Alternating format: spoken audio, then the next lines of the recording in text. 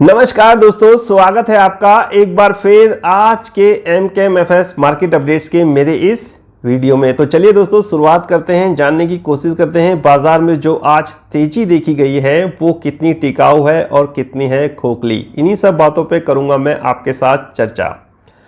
HUL results comments आ रहे थे मेरे पास, HUL रिजल्ट और रिलायंस के रिजल्ट कैसे रह सकते हैं। HUL के तो बल्कि आ भी गए हैं। वो सारी चीज़ें दोस्तों मैं आपके साथ व्हाट्सअप कन्वर्सेशन में डिस्कस करूंगा। टेलीग्राम पे डिजिटल नोट्स के माध्यम से आप लोगों के पास HUL के रिजल्ट पहुंच भी गए हैं। मार्जिन में थोड़ा सा दबाव देखने को मिला है, जबकि वॉल्यूम, डोमेस्टिक वॉल्यूम में उसमें अच्छा खासा सुधार हमें देखने को मिला। 9% के आसपास उसकी डोमेस्टिक वॉल्यूम रही। बाकी बहुत सारी चीज़ें होती हैं, एबिटा मार्जिन वगैरह है, और साथ किस में सेगमेंट में उसने कितनी ग्रोथ करी वो चीज़ भी देखेंगे दोस्तों। स्किन केयर के वगैरह के उसके बहुत सारे प्रोडक्ट हैं, किस में कितनी ग्रोथ देखी गई, इस सेकंड वेव में उसमें कितना दबाव देखने को मिला। ये सारी चीज़ें दोस्तों व्हाट्सअप कन्वर्सेशन में और टेलीग्राम के माध्यम से आप तक पहुंच जाएगी। रिलायंस के आएंगे कल रिजल्ट मार्केट हावर्स के बाद, ऐसी पॉसिबिलिटी है। तो उसमें भी यही कहा जा रहा है कि रिलायंस के रिजल्ट में थोड़ा सा दबाव देखने को मिल सकता है, स्पेशली पेट्रोकेमिकल के सेक्टर में।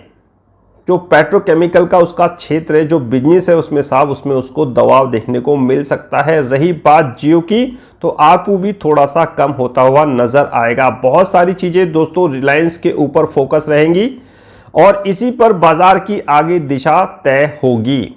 आज की तेजी की अगर मैं करता हूं बात, तो दोस्तों ये तेजी मेरे ख्याल से मुझे तो एक तेजी खोखली ही नजर आ रही है। टिकाऊ में मैं इतना विश्वास नहीं कर रहा कि ये तेजी इतनी जबरदस्त टिकाऊ है, क्योंकि एक ही दिन में अगर डाउ 700 पॉइंट गिरता है इस खबर पे कि डेल्टा वेरिएंट के केस बढ़ रहे हैं, दूसरे दिन साहब डाउ 500 पॉइंट से ऊपर की रिकवरी आती है इस बात पे कि वहां की कंपनियों के रिजल्ट अच्छे आ रहे हैं, तो ये कोई बात में विरोधाभास नजर आता है।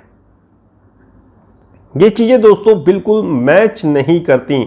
एक दिन में डाउ 700 पॉइंट का टूटना और फिर अगले दिन 500 पॉइंट का रिकवर होना, उसके बाद 200 पॉइंट का रिकवर होना, यानी कि जितनी गिरावट डाउ में देखी गई साहब सब रिकवरी से पूरी हो गई। इस समय बाजार में अनिश्चितता का माहौल पूरा है। कुछ समझ में नहीं आ रहा कि बाजार में कुछ भी साहब कभी भी कुछ भी हो सकता है।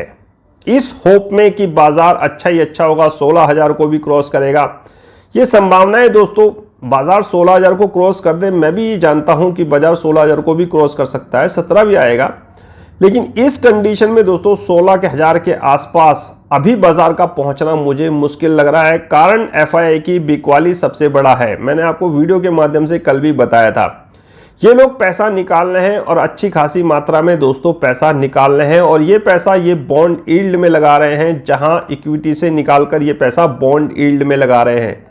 बॉन्ड यील्ड क्या होती है, ये सारी चीजें मैंने आपको क्लास में व्हाट्सएप कन्वर्सेशन में टेलीग्राम में बता रखी हैं। तो FII का डगमगाता मेरे ख्याल से विश्वास बाजार में अनिश्चितता का कर रहा है माहौल पैदा, और ऊपर से बाजार में देखिए आप जबरदस्त तेजी देखने को मिल रही है। यहाँ रिजल्ट जो आ रहे हैं वो मिले जुले आ रहे हैं। फाइनेंस सेक्टर पे दबाव देखने को मिल रहा है। बजाज फाइनेंस, HDFC बैंक अगर खराब वित्तीय रिजल्ट पेश कर रहे हैं, दूसरी तरफ साहब एशियन पेंट अच्छा रिजल्ट पेश कर रहा है, लेकिन इनके काउंटर पे दोस्तों आपको विपरीत चाल देखने को मिलेगी। बजाज फाइनेंस का शेयर्स आज साहब खराब वित्तीय रिजल्ट पेश करने के बाद भी 4% बढ़ा हुआ था। एशियन पेंट का रिजल्ट शानदार रिजल्ट पेश करने के बाद भी गिरा हुआ था। ये चीजें दोस्तों बाजार पर निर्भर होती है। किसी में प्रॉफिट बुकिंग आ जाती है, किसी में ये आशा के अनुरूप बाइंग आ जाती है कि आगे ये बजाज फाइनेंस अच्छा परफॉर्मेंस करेगा, इसलिए उछल जाते हैं। लेकिन ये कहानी कुछ और है। किसी दिन फुर्सत में आपको व्हाट्सएप कन्वर्सेशन में या टेलीग्राम पे बताई जाएगी रिजल्ट वाले दिन क्यों साहब स्टॉक गिर जाते हैं और क्यों भाग जाते हैं। इसके पीछे कहानी होती है शेयर होल्डिंग पैटर्न की। मैंने आपको HDFC बैंक के द्वारा ये समझा भी रखी है और आपने अच्छी तरह समझ भी रखी है, और उसको प्रैक्टिकली HDFC को शॉर्ट करके आपने पैसा कमा भी रखा है। तो चलिए आज के बाजार की करते हैं शुरुआत, जानने की कोशिश करते हैं कि बाजार क्यों भागा आज। तो दोस्तों बैंक निफ्टी उठाते हैं सबसे पहले, बैंक निफ्टी का चार्ट, क्योंकि फाइनेंस सेक्टर में मैं आपको कह रहा हूं दबाव देखने को मिल रहा है, और इसी का साफ देखिए नजरिया बैंक निफ्टी ऊपर के लेवल से दोस्तों हमें आज थोड़ा सा मायूस करता हुआ नजर आया, लेकिन हमारे लिए ठीक ठाक सा रहा क्योंकि बैंक निफ्टी में पोजीशन हमारी शॉर्ट थी। 35,000 के आसपास हमारा फ्यूचर शॉर्ट था। 34,500, 34,600, 34,700, 34,800, 34,900 जैसा जिसका मार्जिन सबके, मेरे जितने भी मेंबर्स हैं MKMFS के, उन सबके पास उसकी पुट थी। और अच्छा खासा जब ऊपरी लेवल से बैंक निफ्टी में दबाव आया तो उनके जो पुट्स के प्रीमियम थे वो बढ़ गए, उन्हें अच्छा खासा मुनाफा हुआ। देखो दोस्तों, मैं हमेशा आपसे कहता हूं कि ट्रेडिंग अगर आप कर रहे हो तो इसमें बहुत रिस्क है। अगर आपकी रिस्क लेने की क्षमता है, आप रिस्क लेना चाहते हो, अगर आप बाजार में ज़्यादा पैसा कमाना चाहते हो ट्रेडिंग्स के द्वारा, तो आप रिस्क ले सकते हैं। लेकिन मेरा मानना यही है कि ट्रेडिंग से अभी थोड़ा दिन दूर रहिए। बाजार इस समय दोनों तरफ मार रहा है। पहले साहब उसने शॉर्ट को खत्म करा आज, उसके बाद हल्की सी गिरावट दिखा के लॉन्ग यानी कि कॉल के प्रीमियम भी खत्म कर दिए आज की एक्सपायरी के। तो ट्रेडिंग दोस्तों आप अपने विवेक से करिए। अच्छा यही होगा कि आप इन्वेस्टमेंट करिए, क्योंकि इन्वेस्टमेंट में भी अच्छा खासा पैसा बन रहा है। मेरे स्टॉक में अगर आप बाय करते हैं तो डेफिनेटली आपको अच्छा खासा मुनाफा होगा। जैसे आज मजगौन एक शानदार परफॉर्मेंस दिखा गया, इंटरडे में भी लोगों ने उसमें खूब पैसा बनाया। भाटिया कम्युनिकेशन में कह रहा हूं आपसे कि अभी भी आप इसको ले सकते हैं। तो बहुत सारे स्टॉक मैंने आपको दिए हैं, पोर्टफोलियो के माध्यम से भी आपके पास भेजे हैं, तो उन पे रखिए नज़र और साहब ट्रेडिंग को करिए अभी थोड़ा सा अवॉइड। लेकिन जो लोग इच्छुक हैं, जो लोग कहते हैं नहीं सर हमें तो ट्रेडिंग करनी, कोई दिक्कत परेशानी वाली बात नहीं, एक जगह प्रॉफिट हो रहा है बैंक निफ्टी में, तो अगर निफ्टी में लॉस हो रहा है कोई दिक्कत नहीं, कल इसमें भी प्रॉफिट हो जाएगा। तो भाई ठीक है, जैसी आपकी मर्जी। मेरा काम आपको सजेशन देने का है। मुझे तो दोनों ही कॉल आपको देनी है, कॉल भी देनी है, पुट भी देनी है, बाजार के बारे में भी आपको बताना है। तो चलिए सबसे पहले बैंक निफ्टी का चार्ट ये रहा आपके पास।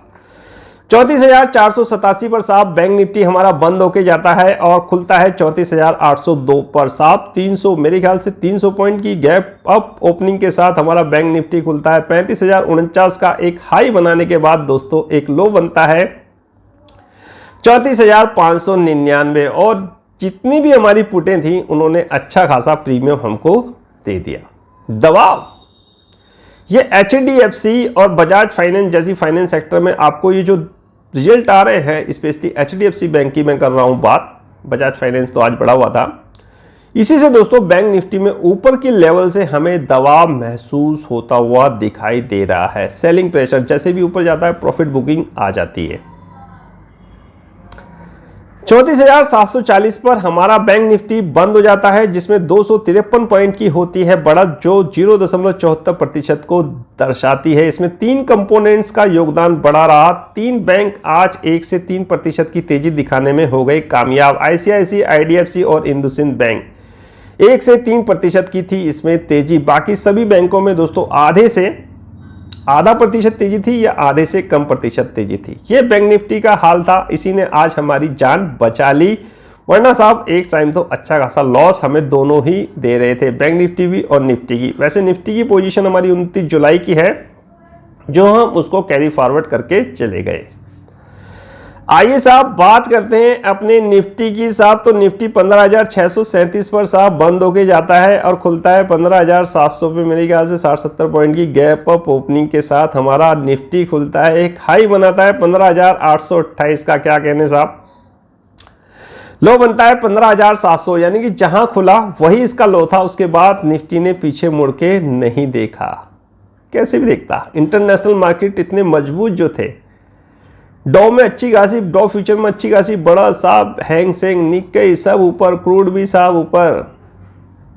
और जब क्रूड बढ़ता है तो एक कहने को आता है कि इंडियन मार्केट में थोड़ा दबाव देखने को मिलेगा। लेकिन अब तो साहब बिल्कुल ही समझ में यही नहीं आ रहा कि बाजार दिशा क्या है बाजार की। क्रूड बढ़ रहा है, बाजार भी बढ़ रहे हैं, क्रूड घट रहा है, बाजार भी घट रहे हैं। मंदी की तरफ आहट का इशारा हो रहा है। मैंने बताया ना, इस समय क्रूड का बढ़ना और घटना दोस्तों बहुत सारी चीजों पे निर्भर करता है। मंदी की ओर इशारा करता है क्रूड का घटना और बढ़ना। रुपए में कमजोरी, बहुत सारी चीजें होती हैं दोस्तों। लेकिन इस समय सब कुछ जो डाटा भी हमारे पास होते हैं ना, वो भी फेल हो रहे हैं। हम क्या सोच के बैठे थे और बाजार ने क्या दिखाया, आपने देखा होगा। मैं कल आपसे क्या कह रहा था, बल्कि कल एक बार तो एसजीएक्स निफ्टी में 15,562 का एक पॉइंट का लो बनाया है और वो आएगा, डेफिनेटली आएगा। आज नहीं आया है तो कल आएगा, कल नहीं आया तो मंडे को आएगा, आएगा ज़रूर, आएगा ज़रूर। कॉन्फिडेंस बाजार में है नहीं, एफआईआई की हो रही है लगातार बिकवाली, वो लगा रहे हैं पैसा बॉन्ड में, साहब निकाल लें यहाँ से अच्छा खासा अमाउंट। और आज भी मेरे ख्याल से दोस्तों अच्छी खासी बिकवाली करके गए होंगे एफआईआई।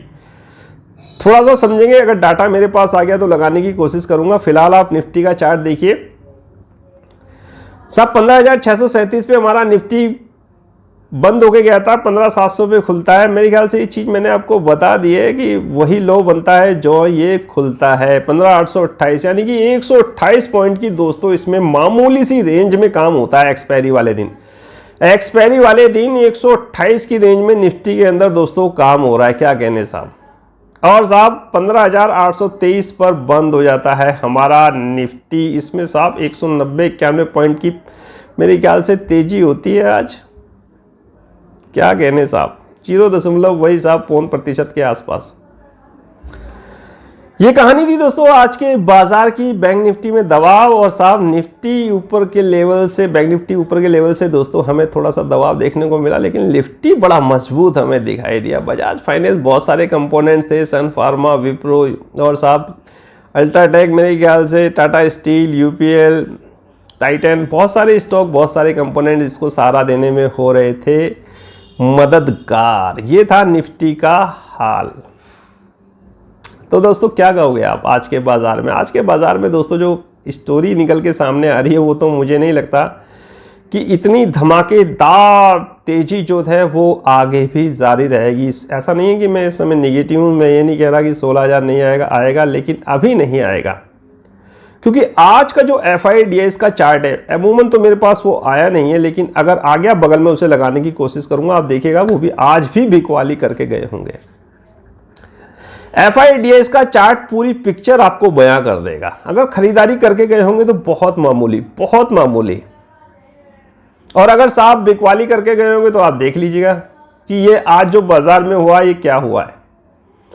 DIS जो खरीदारी करते हैं ना दोस्तों, तो वो इतना दमखम नहीं रखता जितना FII का माल बेचना और खरीदना दमखम रखता है इस बाजार में। रेंज 15,650 से 15,850 हो सकती है कल की रेंज। कल रिलायंस के रिजल्ट हैं जो मार्केट हावर्स के बाद ही आएंगे, जिसकी संभावनाएं लगाई जा रही हैं, कयास लगाए जा रहे हैं कि थोड़े से नरम ही रह सकते हैं रिलायंस के रिजल्ट। स्टॉक फॉर इन्वेस्टमेंट कुछ है नहीं, सिर्फ मेरे चुनिंदा स्टॉक में मैंने आपको सुबह भी बताया है, उन्हीं स्टॉक को फोकस करिए, उन्हीं स्टॉक में अपनी क्वांटिटी बढ़ाते रहिए। यही स्टॉक मार्केट किधर भी जाए आने वाले समय में अच्छा परफॉर्म करेंगे। बड़ा पोर्टफोलियो बनाने की आवश्यकता नहीं है। ये मत सोचिए कि हमारा पोर्टफोलियो अगर बड़ा है तो अच्छा है। आप पोर्टफोलियो छोटा बनाएं लेकिन सॉलिड बनाएं, उसमें ऐसे स्टॉक चुनें जिनकी ग्रोथ स्टोरी हो। ग्रोथ स्टोरी कहाँ है? वो चीज़ें मैंने आपको पोर्टफोलियो के द्वारा बता रखी हैं। बहुत से लोगों ने पोर्टफोलियो मंगा लिए हैं, उनको भी पता चल गया है कि कैसे होते हैं मेरे स्टॉक, मजगौन और साहब भाटिया। ग्रोथ स्टोरी है, ये कहानी ग्रोथ स्टोरी के ऊपर है और अभी ये चलेगी कुछ दिन और। इन्हीं शब्दों के साथ दोस्तों आज का वीडियो होता है यहीं समाप्त। मुलाकात होगी कल फिर किसी नए टॉपिक पे, किसी नए वीडियो में आपके साथ। तब तक कीजिए इंतज़ार। फाइनली आपसे अब नमस्कार।